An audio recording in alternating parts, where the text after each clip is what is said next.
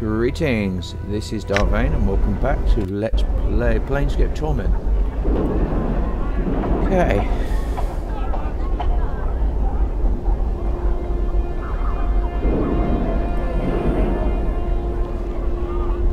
All right.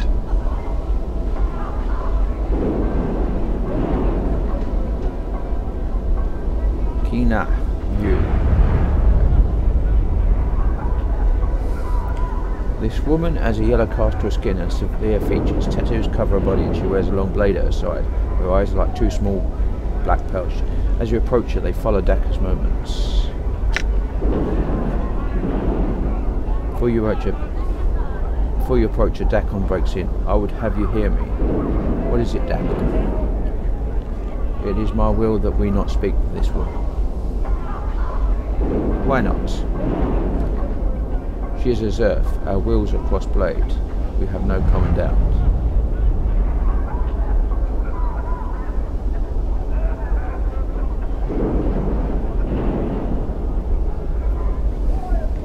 Then do not speak to her.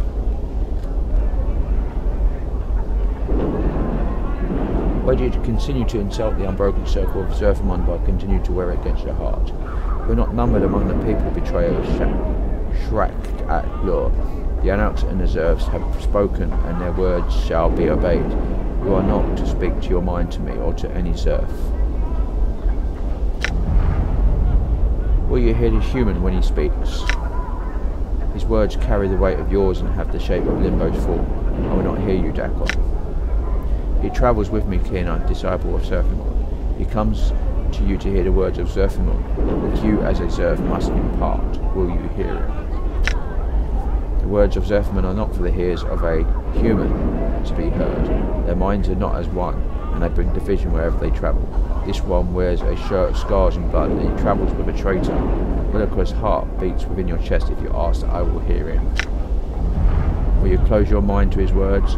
Know your words before you speak your mind. Kina, the Zerf of Zerfamon. I will not hear him, he will hear me. That is sufficient. Dakon turns to you and speaks in your language. She will teach you.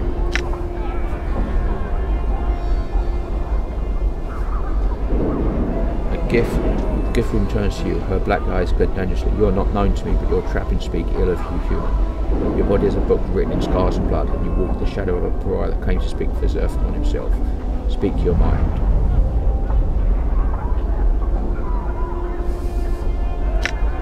A group of Githyanki are planning a raid on the fortress within the 7th day. They are on their way there even now. Know that you have my gratitude, you and this Zerf. No, this shall not be forgotten. She turns to Dakka. No, this will not atone for the fall of Shrag Atlo. The Anarch's verdict still stands. Farewell. I feel stronger. Ooh, that was a nice little bit of bunts. And the old experience there. So what have we got? Yeah. What are we doing? I think we're gonna go with. Let's go with some charisma. I like charisma. Your charisma is of heroic proportions.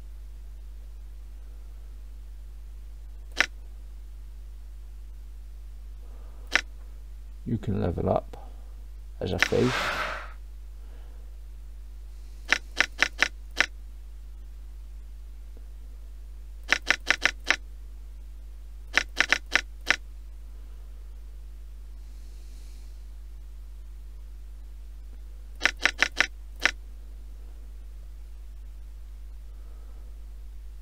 Not that I use thieving skills, but never mind.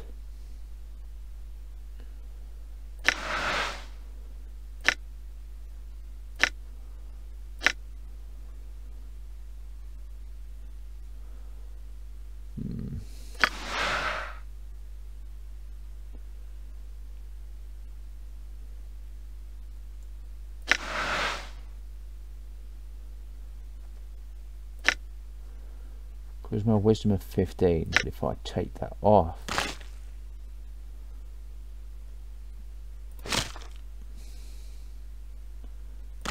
tattoo with it. Let's put in you.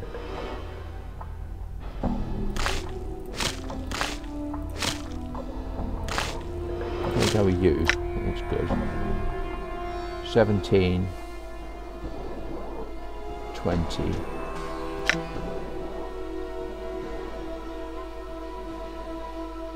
Yeah, that looks good.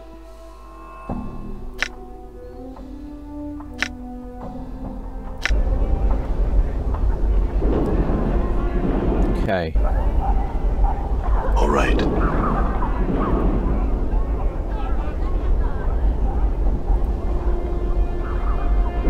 Going to opening a market.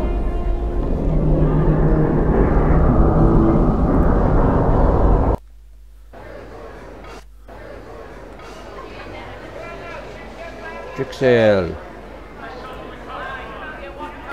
See a man in plate armour. The armour is of unusual construction with spikes flaring from the shoulders, elbows and forearms and nudges your approach. Good day, citizen.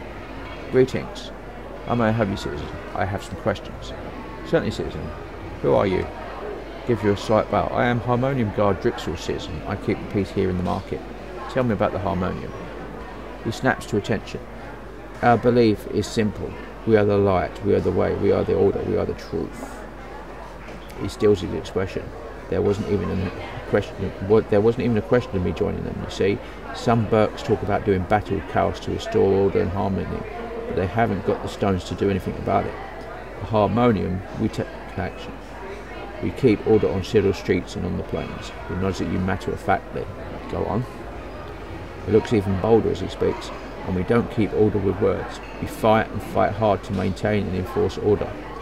Cross-traders, knights of the post, in-depth anarchists, Cossacks, Tenari fiends, all had best beware of the Harmonium shadow. Chaos can only exist in the air of tolerance. What can you tell me of the other factions? He looks rather bored and then shrugs his shoulders. Nothing. They are not part of the truth that is the Harmonium. I have not studied them.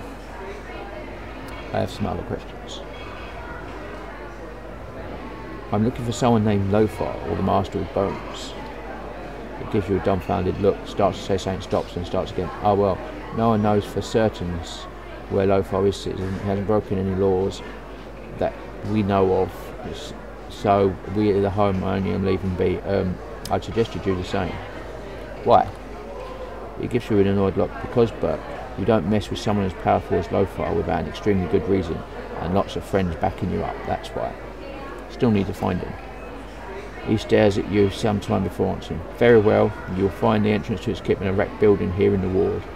He begins to look through you rather than at you. Thank you, I have some other questions. I need to buy some weapons. He gestures at the market. Plenty of merchants here, citizen. You can find what you need with them. Thank you and farewell.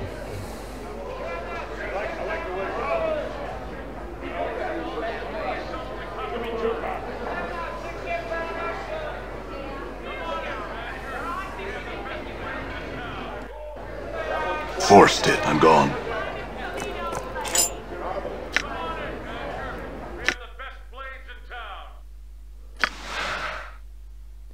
Okay, minor copper blessing.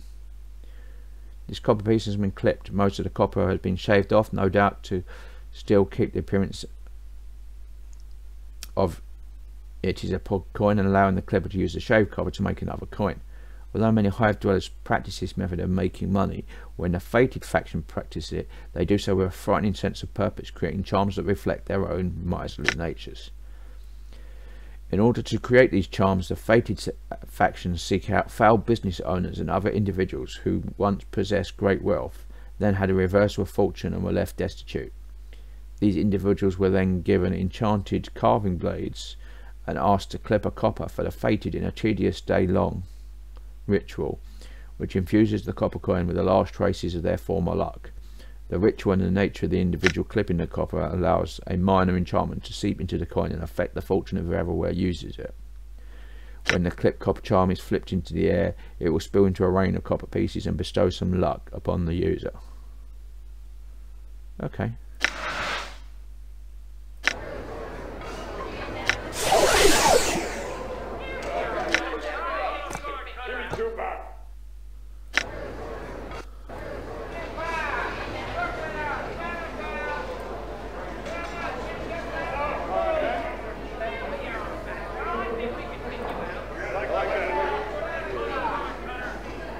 gone. Done.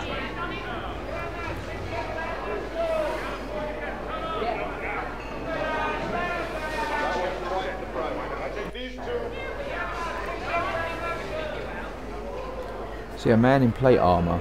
The armour is of unusual construction, with spikes flaring from the shoulders, elbows and forearms. He nods at you approach, but then his eyes wander about the market. Good day, citizen. I am Guard Corvus. Greetings. How may I help you, citizen? Gives you a friendly look that glances over your shoulder. I have some questions. He nods to you expectantly. I will help if I can, citizen. He looks at the market executive.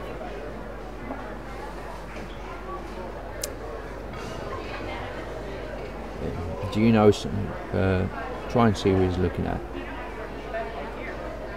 Glance over the shoulder and notice a young lady wandering about the market. Corvus seems to have her eyes locked on her. You seem preoccupied. What are you looking at?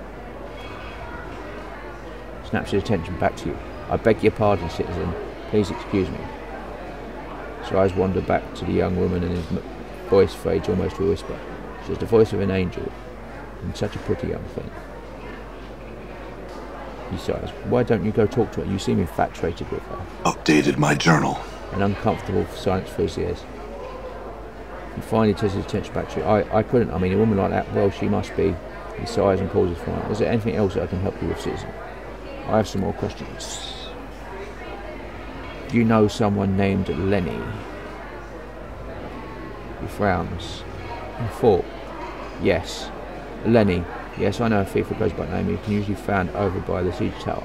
What can you tell me about him? Updated my journal. Give you a stern look. Anything I know about that individual is harmonium business, citizen. Cannot discuss much matters with strangers.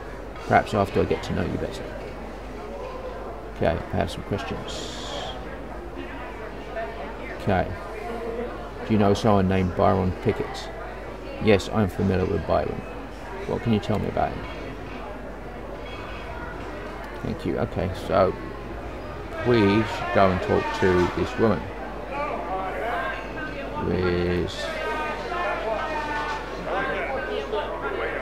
There we are. You. Karina. She's a pretty young woman wearing simple clothes. She wanders about the market and examines everything, but does not make any purchases. You notice that people seem to be avoiding her. They try not to make it obvious. She flashes you a warm smile as you approach. Greetings. Her smile broadens. Hello, I'm Karina. It's a pleasure to meet you, Cutter. She continues to smile and waits your response. I have some questions. She nods her head. Alright. What do you want to know? I'm looking for someone named Lothar or the Master of Bones. She frowns. Lothar. I don't know anyone named Lothar. I can't recall ever hearing that name, Cutter. Gives you a concerned look. Did you say the Master of Bones? That sounds ominous, doesn't it? Why would anyone want to be known by that name? Well, it sounds rather impressive. You know, yes, I think I can see what you mean. It does have a certain something about it. Kind of catchy if you think about it long enough. She looks lost to thought. I have some questions.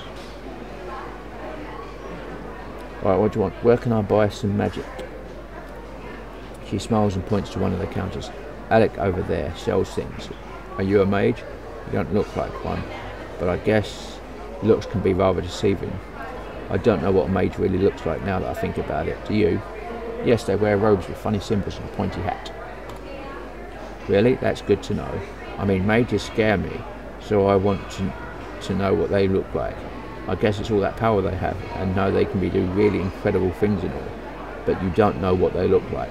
Warriors and priests and, you know, other powerful people just look powerful with all the stuff they carry around that says they are powerful people, but not mages. She pauses. I have some other questions.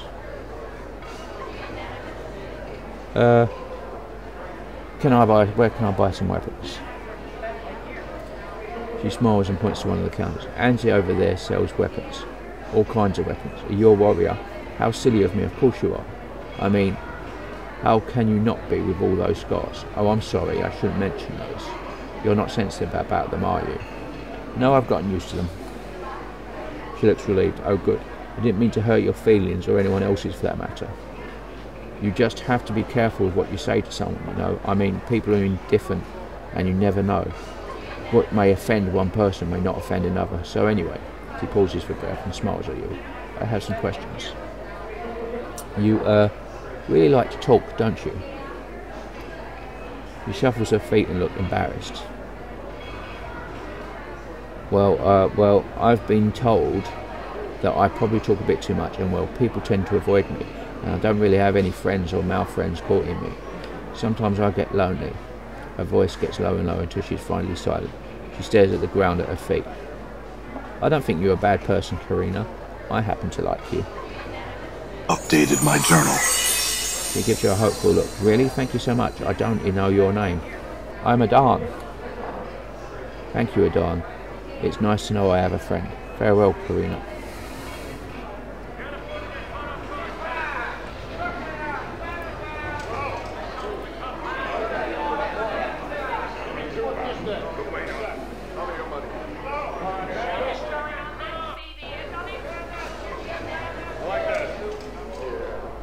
Tried to see who he's looking at.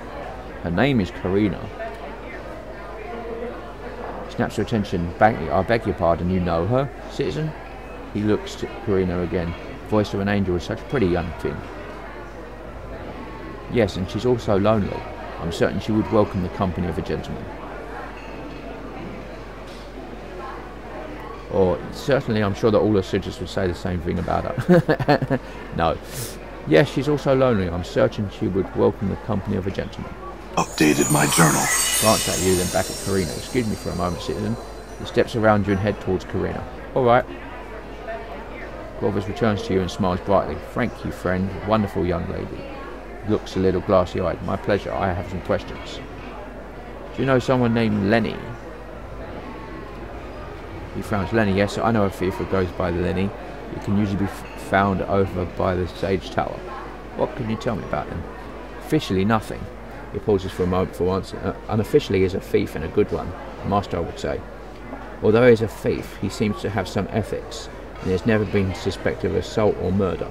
He manages to avoid the law on numerous occasions. He pauses. Anything else? Updated my journal. Yes, I would not be afraid to turn my back on Lenny. There are a few people I can say that about, but Lenny is one of them. He shrugs. Is that all, friend? I have some questions. Do you know someone named Byron Pickett? Frowns and nods. Yes, I'm familiar with Byron. What can you tell me about him? Updated my journal. Officially, nothing. Pauses for a motion for answer. Unofficially, he is suspected of being behind most of the criminal activity here at the market. We believe him to be responsible for the murder of a merchant named Zach. His list of suspected crimes is quite long. He pauses. Anything else? Updated my journal. Yes. I would not turn my back on him, and I would think twice about being anywhere alone with him. That is all, friend. I have some questions. Do you know someone named Lothar or the Master of Bones?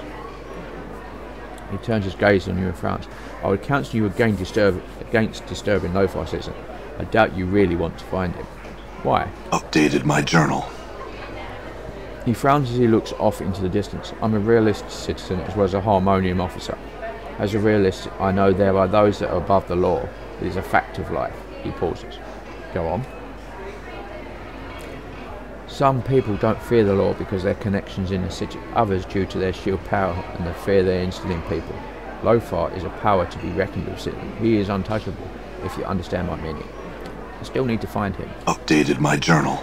He sighs as he looks about the market. Very well, citizen. His kip is somewhere south of here in a wrecked house. Good luck to you. Thank you. Farewell.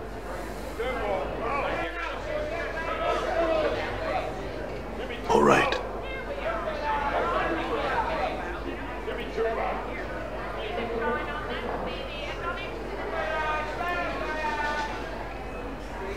Serena notices you approach and beams a happy smile. Hello again. He looks like he's about to burst. Thank you so much, Cutter. I'm so grateful for what you did. What did I do, Karina? You sent Corvus my way. I know because he told me so. He was afraid to approach me. Thought I had a list of suitors. Well, but I mean to say thank you. She gives you a hug. You're welcome, Karina. I wish the two of you happiness. Thank you, Cutter. I hope you find happiness in your life as well. Farewell. Okay, what have I got? Laszlo!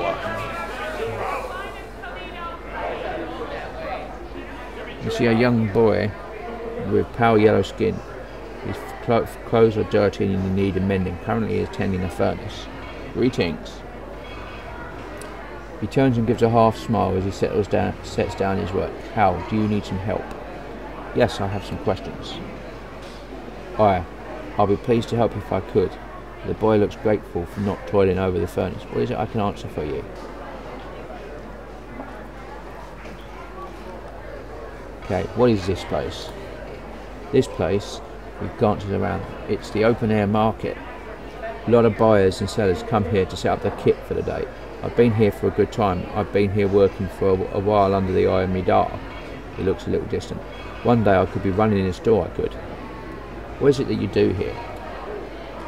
He points proudly at the furnace. The furnace is used to... He shrugs his shoulders. I don't know what it's used for. But my Dar says it's important to keep it stoked and burning right. He wipes sweat from his brow and glances about. Is your father want an emergency? He nods. Anne's his name. That's my dad's stall over there. He just is a stall on the right of the furnace. If you don't have what you need, he may be able to point you towards it. What kind of goods are available? Think through a bit. There's many things to be had. Food, drink, magic weapons. You're looking to buy some supplies, maybe? Where can I buy some weapons? My dad can help you with that. His stall's over there. He points to a stall just to the right of the furnace. His name is Ans. Where can I buy some magic items? Aye, magic can be had. He looks around the area and then points towards the far counter. That's Alex's store over there, and he might have some things. I have some other questions for you. What can you tell me about this ward? He nods. Oh, aye. This here is the lower ward. Common folk live here like me and Midar. He points his eyes widen a bit and looks excited. Do you know why it's called the lower ward? No. Why is it called the lower ward? Well, as it's reckoned, the ward's got a mess of portals to the lower planes, all riddled through it like cheese. So it does. So I suppose that's why the name stuck. He smiles privately. Why are there so many lower plane portals here? He shrugs. It's a mystery to me as it is to you, Custer. I'm not sure if there is a reason for the portals as much as just circumstances. Could be the lady's will, could be chance, suppose. Shrugs again. Do any creatures ever come out of these portals? His eyes grow a little wider. Aye, they do. Most of them just stopping through. He swallows nervously and looks worried. You look nervous. You've seen this yourself. Aye, I've seen it. He pauses and swallows again. 'Twas just last week or so. I saw a couple of Abishai come through a portal. They talked a good bit, and then one of them went back through. The one that stayed is still there. Frowns. What were they talking about? Don't know for sure. To me, it was just hissing and such, but I think they was talking about the tower. The tower? Updated my journal. Aye. We're one of the strangest sights to be in the ward. No one really knows how long that scarred old tower's been around. You can't get into it, you know, bolted up tighter than a chastity belt. Be curious to know what's in there. Thinks for a moment. The Abishai was gesturing at the tower and the portal. They were looking for the key, I bet. What key? The key to the portal that leads to the tower. Every portal is a key that opens it to somewhere. The key can be a gesture, an item, or even a thought. Many have tried hard to get into the tower. No matter how hard you try, you fail. Maybe the secret to getting in is to not want to get in. Updated my journal. He shrugs. I don't know, Cutter. Maybe. Tell me where this portal is located. Updated my journal. He stops to think for a moment. There's a drawbridge-like contraption back of the tower east of the market. That's where it is. He gets a faraway look. Must be going. Farewell. Okay. Let's check out who have we got here.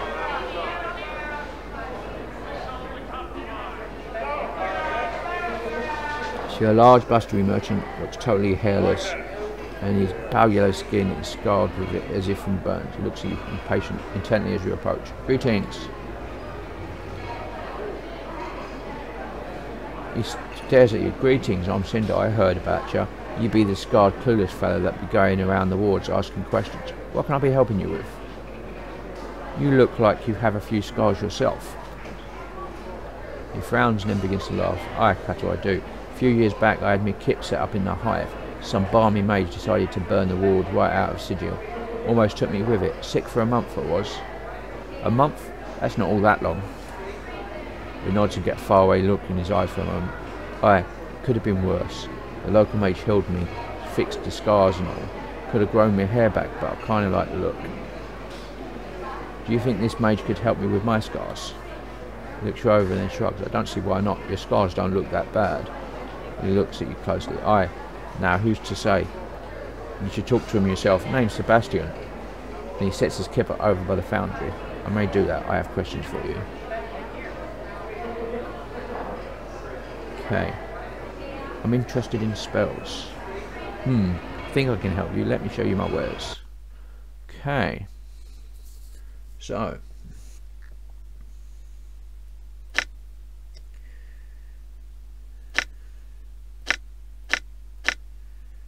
Scroll of Knock, Scroll of Blur, Cone of Cold, Ball Lightning, Cloak of Warding, Elysium Tears, Hold Undead, Tasha's Unbearable Derisive Laughter, Vampiric Touch, Confusion, Force Missiles, Improved Strength, Shroud of Shadows, Remove Curse. Okay, so there's lots of scrolls I can build there if I wanted to buy. I mean, I haven't got a lot of gold, so I'm not going to be buying them. I'll have to try and hunt them out, see if I can find them somewhere. Okay. Anne's and Alec. We're just going to check out their wares. And then we're going to call it an episode.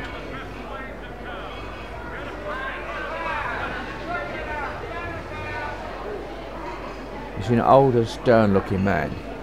His face is a mixture of wrinkles and frown lines. Greetings. He gives you a quick, stiff bow. Aye, greeting to you as well. Anne's is my name. What you be needing? I have some questions. Gives you a toothless grin. I reckon I've got time to give you a chant. What you be needing to know? Need to buy some weapons. So yeah, let's have a look. Let's sell that one. Awesome. It's fine. What have we got? Green steel knife, green steel dagger, high quality magic punch daggers.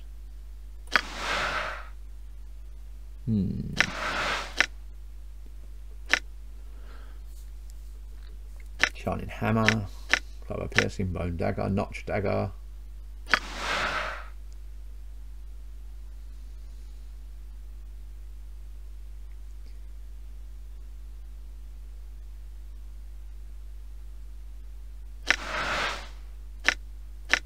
Spike knuckles, siphon knuckles.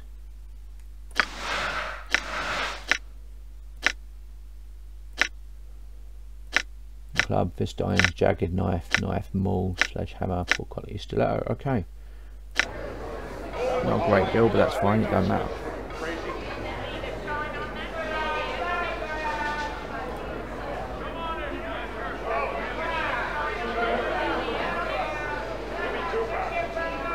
See an older man with long white hair and weathered yellow skin. Stands tall despite his obvious age. He smiles and gives you a slight bow. Greetings. Greetings to you as well, Cutter. How may I serve you? He raises his eyebrows and he waits your answer. I'm interested in what you have for sale. Okay, so we've got some charms. Heart charms. Vice blind. Major sealed. Which is like a major scarred but better. Yeah. Spider bracelet.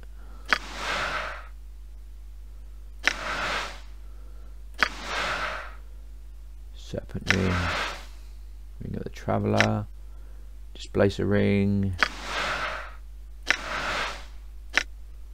shining rod, sadistic frame, clock charms. Okay, so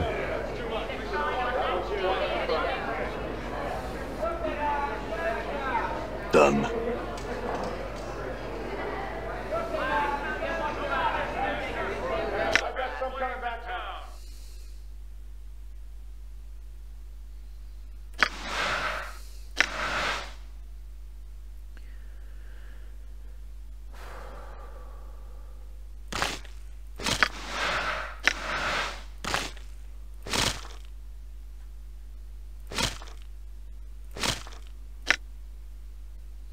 Yep, 2017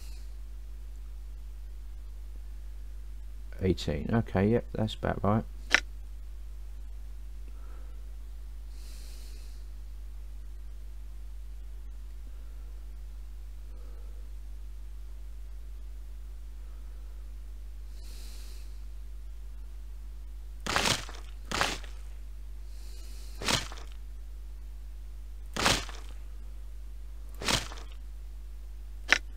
Go here 20, 20 and 18. Yep, that looks good.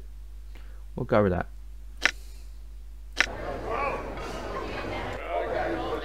So yeah, this has been Vane doing Let's Play Planescape Torment. If you like what you're seeing here, be sure to like, subscribe, share and comment. Please consider sponsoring me on Patreon, and until next time, goodbye.